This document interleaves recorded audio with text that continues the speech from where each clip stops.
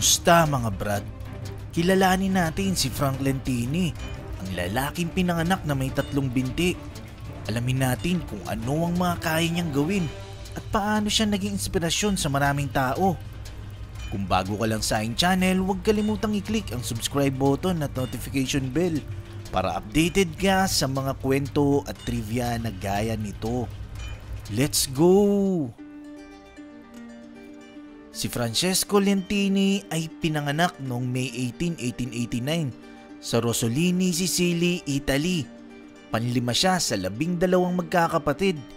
Ang halos lahat naman ng kanyang kapatid ay pinanganak ng normal, maliban lang sa kanya. Si Frank Lentini ay kakaiba. Nung pinanganak siya, ang midwife ay nagulat at natakot. Kaya agad-agad niyang itinago ang sanggol sa isang basket sa ilalim ng kama at tumakbo palabas ng kwarto habang nagsisigaw. Noong tinignan ng inang sanggol, dito niya naunawaan ang dahilan kung bakit nagsisigaw ang midwife. Ang kanyang anak na si Frank ay pinanganak na may parasitic twin at ito nga yung nakakabit sa kanyang katawan. Kaya lumabas na si Frank Lentini ay parang pinanganak na may 3 legs, 4 na paa, 16 na daliri sa paa at 2 ari. Ang ekstra niyang binti ay nakakabit sa kanyang kanang tagiliran at ang pang-4 niyang paa ay tumubo sa kanyang tuhod. Ang kanyang kondisyon ay resulta ng pagdevelop ng pangalawang embryo noong nasa sinapupunan pa lang siya ng kanyang ina na hindi na nahiwalay sa kanyang katawan. Nung una, hindi tanggap ng mga magulang ang batang Frank at hindi itinuring na anak. Dumating nga yung panahon na pinaampun nila ito sa asawa ng kanilang tiyuhin. Sobrang inalagaan ang batang Frank ng kanilang tiyahin at tinanggap ito ng buong buo. Nung si Frank ay 5 taong gulang, nakikipaglaro na siya sa mga ibang bata. Nung time na yon, mas nade-develop na ang kanyang pangatlong paa. Kaso, hindi niya ito nailalakad. Ang kanyang legs ay magkakaiba ang sukat ng haba. Nung 6 years old siya, ang kanyang binti ay may sukat na 39 inches. Ang isa naman ay 38 inches. Habang ang pangatlong binti ay nasa 36 inches lamang. Ayon sa doktor na nagsuri sa kanya, hindi maaaring alisin ang isang paa niya dahil maaari siyang maparalyze. Isang araw, dinala ang batang Frank sa isang institusyon ng mga may kapansanan. Dito, nakita ni Frank ang mga bata na may mas malubhang kondisyon kaysa sa kanya. Kaya nakahugot siya ng lakas ng loob at ma-appreciate ang buhay na meron siya ngayon.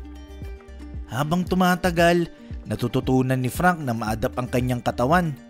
Natuto na siyang maglakad, tumakbo at tumalon. Sumakay ng bisikleta, sa kabayo at maging ang pag-ice skating. Pero ang isa sa paborito niyang hobby ay ang paglalangoy. Napaka-talented niya sa paglalangoy. Ang pagtungtong niya sa institusyong ito ay lubos na nagbigay sa kanya ng motivation dahil nga syempre nag-cause talaga sa kanya ng pagkadismaya noon ang pagkakaroon ng pangatlong binti.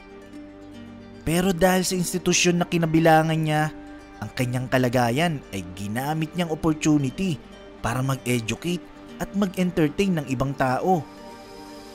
Noong 1897, naging matunog ang pangalan ni Frank sa kanilang lugar, maging sa mga karatig na lungsod na naging dahilan kaya naging attraction ito sa mga circus. Noong 1898 sa edad na siyam, nakilala ni Frank ang isang performer na nagngangalang Vincenzo Magnano, na isang puppeteer at isang professional performer na nagtatanghal sa iba't ibang bansa. Kasama ni Vincenzo Magnano ang iba't ibang performer na meron ding mga kapansanan. Dahil nakitaan ng potensyal itong si Frank, agad itong isinama sa Amerika kasama ang kanyang pamilya. Pagkaraan ng 1 taon, isinalang na si Frank sa isang circus event at binigyan ng screen name na The Great Lentini. Binansagan din siyang The Three-Legged Football Player. Nagagawa kasi ni Frank na gamitin ang pangatlong paa niya para makapaglaro ng football sa loob ng entablado. Bukod doon, sumasakay din ito ng bisikleta at nagja-jumping rope. Tuwang-tuwa ang mga tao sa kanya dahil sa kanyang liksi at ginagawang pagpapatawa sa mga tao. Si Frank ay marami na ring alam na lengguwahe dahil sa iba't ibang bansa na napuntahan na niya para magtanghal. Sa kabila ng kanyang kapansanan, may isang babaeng nabigani sa kanya dahil sa kakaibang karisma nito at kalaunan na pangasawa niya ito at siya ay si Teresa Murray. Taong 1907 nung pinakasalan nito ni Frank. Si Teresa ay 3 taon na mas bata kaysa sa kanya. Nagbunga ang kanilang pagmamahalan ng 4 na supling. Tumagal ng 28 years ang kanilang pagsasama hanggang sa nauwi ito sa hiwalayan. Lumipas ang ilang taon, muling nakapag-asawa itong si Frank at nagsimula ng panibagong buhay kasama ang bagong asawa na si Helen. Patuloy na nagtanghal sa iba't ibang bansa si Frank Lentini hanggang sa bawian nito ng buhay noong September 21, 1966 dahil sa sakit sa edad na 76.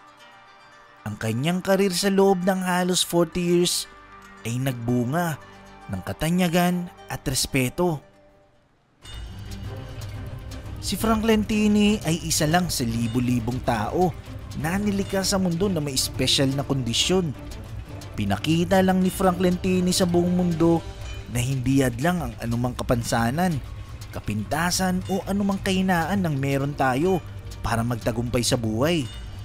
Sa halip, ang kapansanan niyang yun ay naging oportunidad pa niya para ipakita sa lahat ang natatangi niyang talento. Nagustuhan mo ba ang kwentong ito? I-click na ang like button at i-share ang video na to. Mag-iwan lang ng komento para sa inyong mga saloobin. Maraming salamat. Hanggang sa muli.